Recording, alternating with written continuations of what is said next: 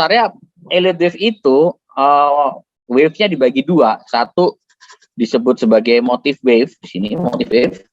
Lalu yang kedua corrective wave. Nah, apa itu motive wave? Motive wave adalah wave yang bergerak searah dengan tren utama. Sebagai contoh, kalau teman-teman perhatikan di sini, tren utamanya adalah uptrend ya, ini uptrend, gitu ya. Sehingga yang namanya motive wave adalah yang bergerak secara dengan uptrend. Atau motive wave ini diberikan label dengan angka. Jadi angka 1, 2, 3, 4, 5 ini adalah motive wave. Oke. Oleh karena itu wave 1, 2, 3, 4, 5 di sini adalah motive wave. Lalu corrective wave adalah wave yang bergerak melawan tren utama. Kalau ini trennya naik, maka corrective wave berarti yang melawan tren utama atau counter trend. Atau dengan kata lain koreksi, namanya juga corrective wave ya. Nah, corrective wave itu biasa dilabelin dengan huruf A, B, C ya.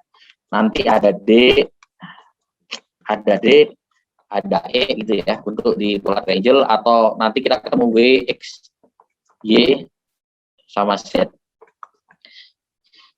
Kita tahu ada corrective wave, ada A, B, dan C begitu ya. Nah, ini pola A, B, C di sini. Ini sebetulnya punya banyak pola ya, banyak pola. Apa aja polanya di sini? Kita bisa perhatikan di sini ada zigzag korektif namanya.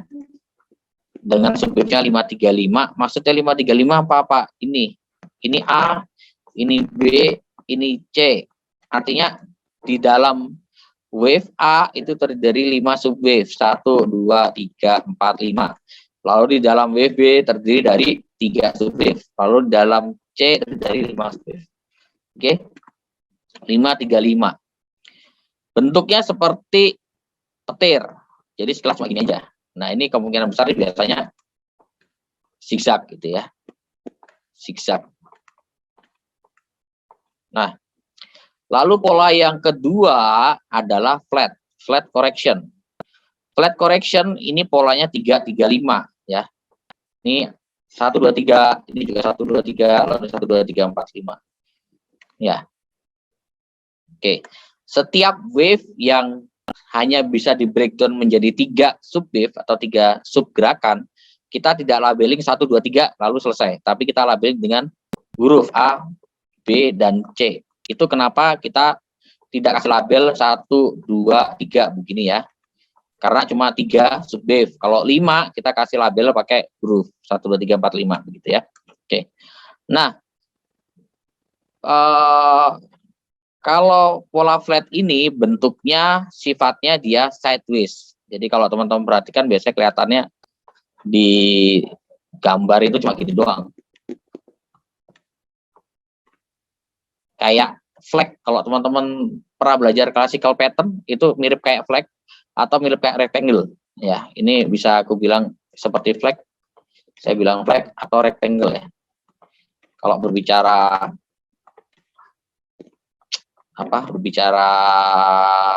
wave ini biasanya pennant. Kalau teman-teman berbicara classical pattern itu biasanya ini pennant, ini flag atau rectangle. Lalu yang di kanan ini polanya seperti segitiga ya. Jadi sideways berbentuk segitiga. Bedanya dengan flat zigzag, kalau flat dan zigzag itu cuma terdiri dari 3 subwave ya, A, B, dan C. Tapi kalau triangle itu terdiri dari 5 subwave yaitu A, B, dan C, dan D, dan E. Jadi A, B, C, D, E. Oleh karena itu di sini polanya adalah 3, 3, 3, 3. Jadi A-nya 3, B-nya 3, C-nya 3, D-nya 3, dan E-nya 3. Ini dasar teori dari elite wave. Ini perlu saya sampaikan kenapa untuk permudah kita melakukan identifikasi. Ini korektifnya lagi bentuknya apa sih? Apakah zigzag, flat, atau triangle seperti itu. Adalah akhir wave 2 tidak boleh melewatin awal wave 1. Jadi kalau kita gambar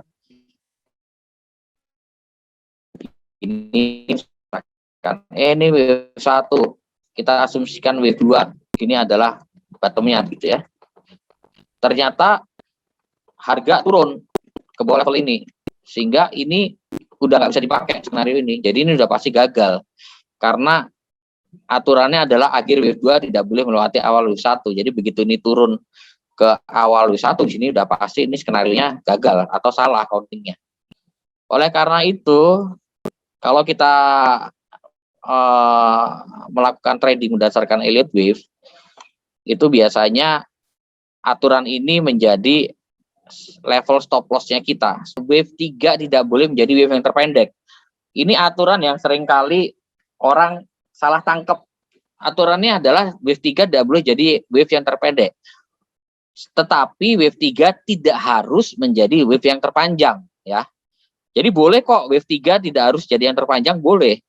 Misalkan yang terpanjang wave 1 boleh aja, asal wave 3 tidak boleh jadi yang terpendek. Pak, ini dibandingkan dengan apa? Dibandingkan dengan wave 1 dan wave 5, begitu ya.